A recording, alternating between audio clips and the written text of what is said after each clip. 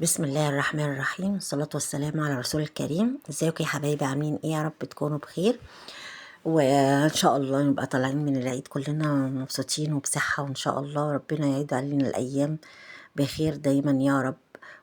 إن شاء الله السنة الجاية نكون على عرفات، امين يا رب. احنا النهاردة هنعمل فيديو جديد. احنا هنعمل فيديو تجهيزات بس بتاعت الأسبوع، أو زي ما تقول ممكن يكون الشهر كله للفراخ. أنا حبيت أقول لكم فكرة كده، يعني لأنك أنت مثلا، أنا عملت أفكار كتير جدا ومشيت بالأسبوع ومشيت ميزانية بالشهر، وطبعا كله كان بيبوظ مني. بس أنا حبيت إن أنا أعمل حاجة جديدة، لأن دايما كانت بتطلع مصاريف تاني خالص غير الأكل والشرب. أنا عايزة أقول لكم إن اكتشفت إن الأكل والشرب ده أقل حاجة ممكن إن إحنا بنصرف فيها. أنا بحس إن إحنا عندنا حاجات تانية بتاخد المصاريف أكتر من الأكل بكتير، يعني الأكل ممكن يتقدر عليه.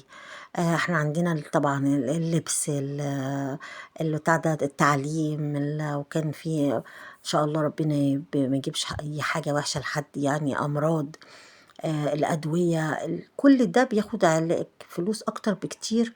والفواتير اللي هي بتاعة المَيّة والنور والغاز دي حاجات البيت دي بتبقى أكتر من الأكل والشرب. فإحنا اللي بنقدر عليه دايمًا هو اللي بنقتصد فيه، أو اللي إحنا بنقدر إن إحنا نعمل فيه أفكار عشان خاطر تقلل لنا ميزانيتها، هي الأكل والشرب.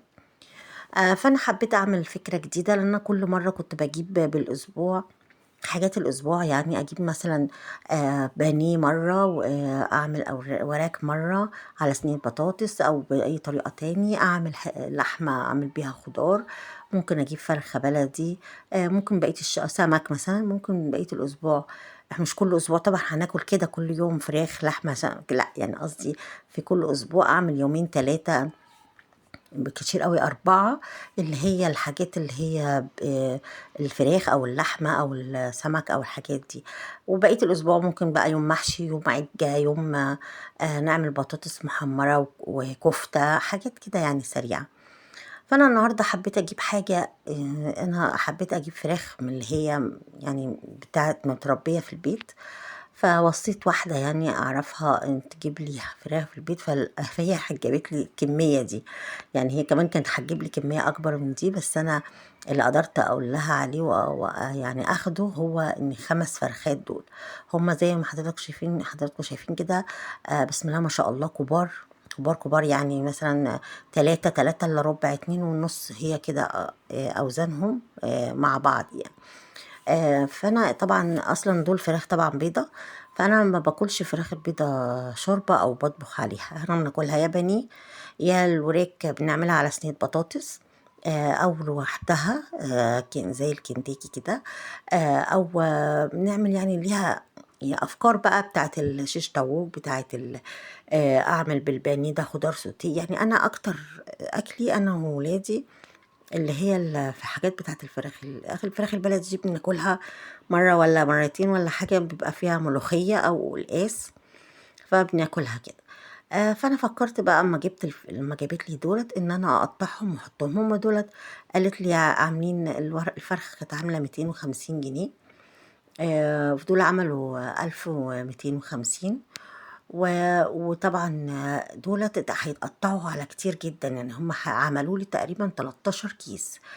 يعني اللهم صل على النبي، يعني بصراحة كُبار وحلوين، و وليهم أفكار كتير أوي عندي. فأنا عشان كده يعني يعتبر الحمد لله كتير، يعني كده هتعتبر الشهر يعني، هاقسّمهم طبعًا على الشهر، و وهاحط بقى جنبهم مرّة لحمة، نعمل خضار مثلًا، نجيب كيلو لحمة يعني عليهم، هُم دول 1250، تجيبي كيلو لحمة في حدود 450 كده، لحمة خضار، بتتقسّم على 3 حسب بقى كمية عدد الأفراد، أو على 2.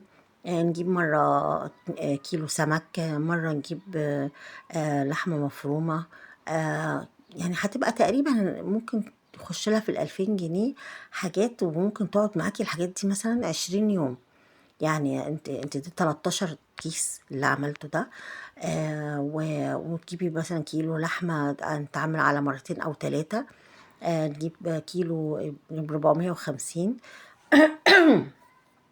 على ال1250 هتبقى هي 1700 تقريبا. هنجيب ب300 التانيين دولت مثلا كيلو ونص سمك، نعمله على مرتين. نعمل بقيتها مثلا لحمة مفرومة، حاجة هتخش لها في 20 كيس يعني تقريبا، حاجات اللي هي بتاعة البروتينات، يعني الحاجات بتاعة الأكل. اما بقى هيبقى فاضل لك الخضار والحاجات ديت. هو بصراحة انا عندي اللي بياخد اكل الفلوس هي الفطار والعشاء، اكتر حاجة بتاخد مني مصروف ياما. فانا دلوقتي هقول لكم دي انا قطعت الفراخ دي. انا جبت الفرخه زي ما انتم شفتوا كده، نضفتهم طبعا، غسلتهم بالملح ورقدتهم في ملح وليمون ودقيق مده طويله جدا، وغيرت عليهم الميه مرتين وسبتهم يتصفوا كويس جدا. وبعدين الكلام ده قبل ما يتقطعوا. بعد ما يتقطعوا عملتهم تاني بعد ما قطعتهم. انا بقى زي ما شايفين كده قطعت الفرخه، طلعت الوركين مع بعض، و... وطلعت الجنيحة معاهم حتة من الصدر، حتة كبيرة يعني، أنا وريتها لكم شوية في الكاميرا. وبعدين طلعت الصدر لوحده، اللي هو كله بقى اللي اتعمل بانيه أو اتعمل حاجات دي على بعضها. وطبعا في كبدة بتاعة الخمسة، الكبد والأنثى بتوع الخمسة وال... واللي هي الزور والحاجات دي. برضو عملوا يعني أكلة اللي هي الكبدة دي، عملت أكلة وعملت فرخة كاملة على بعضها في يوم. أنا سبتها شلتها في كيس، يمكن أحتاج أعمل فرخة على يوم، ما احتجتش، فأنا هقطعها تاني وأعملها حاجة اللي أنا عايزاه يعني. بس أنا سبت احتياطي واحدة كاملة. انا قطعت طلعت بقى من التنظيف بتاع الصدر او الحاجات دي اللي انا كنت بخلي بيها الصدر، طلع حتت صغيره كده. جمعتها كلها في كيس، ودي كانت ممكن تتعمل في الخضار السوتيه او تتعمل على مكرونه بالصوص الابيض. طلعت كميه كويسه يعني، انا هوريها لكم دلوقتي. او زي ما انتم شايفين كده، هم دول من يمكن لسه فرخه او اتنين بس اللي عملت فيهم كده. بقيه الفراخ هتعمل كميه كويسه، يتعملوا مره خضار سوتيه او حاجه على بعضها. انا مسكت الوراك اهي اللي انتم شايفين، وغسلتها طبعا كويس جدا بعد ما قطعتها وقبل ما اقطعها، ورقدتها في الميه اللي هناك دي. عملت الميه دي فيها ليمون وملح ودقيق. طبعا بقت زي الفل وريحتها حلوه جدا.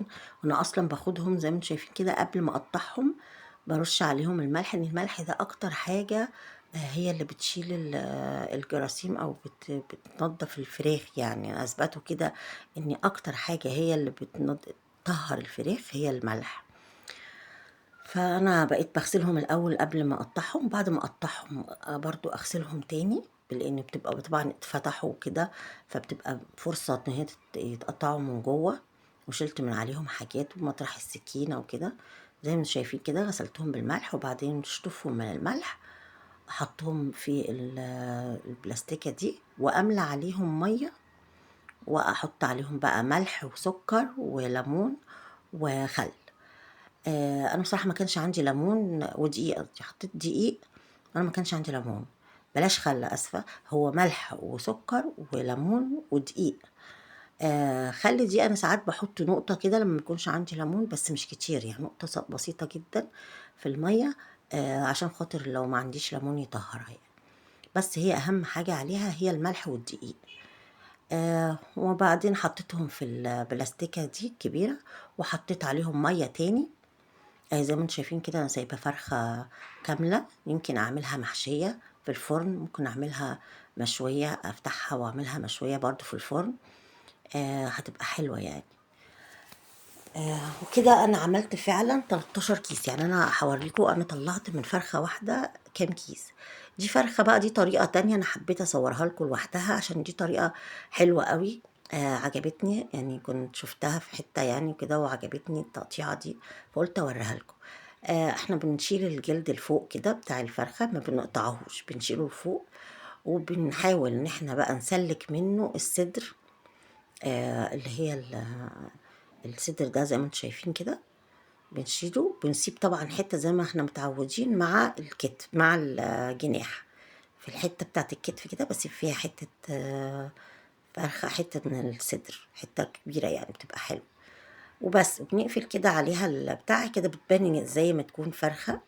أنا بقى في الحالة دي أمّا الطريقة دي باعملها لمّا باكون عاملة الفرخة باحط بصل واقطّعها واحطها بصل وبهارات وملح وفلفل أسمر ألفّها بيها كده كويس أوي برّه وجوّه، وأحطها في صينية على الشبكة وأحط تحتها صينية وأسيبها في الفرن بتبقى في منتهى الجمال وبتبقى حلوة أوي، أوي، بتبقى عاملة زي المشوية.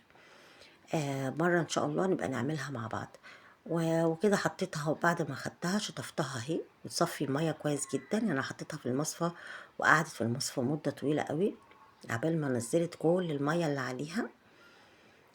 وبعد كده ابتديت بقى أشيلهم في الأكياس، أهو ده كده أنا شِلت صدر على بعضه، دول فرختين اللي أنا هاعملهم فرختين مقطّعاهم وفرخة كاملة. في صدر على بعضه، شِلت كل فَص في صدر لوحده، يمكن أحتاج أعمل كمية صغيّرة في خضار sauté أو في مكرونة بالصوص الأبيض أو أي حاجة، فما أطلّعش الصدر كلّه يفُك، فحطيت كل فَص في كيسة، وصدر على بعضه في كيسة.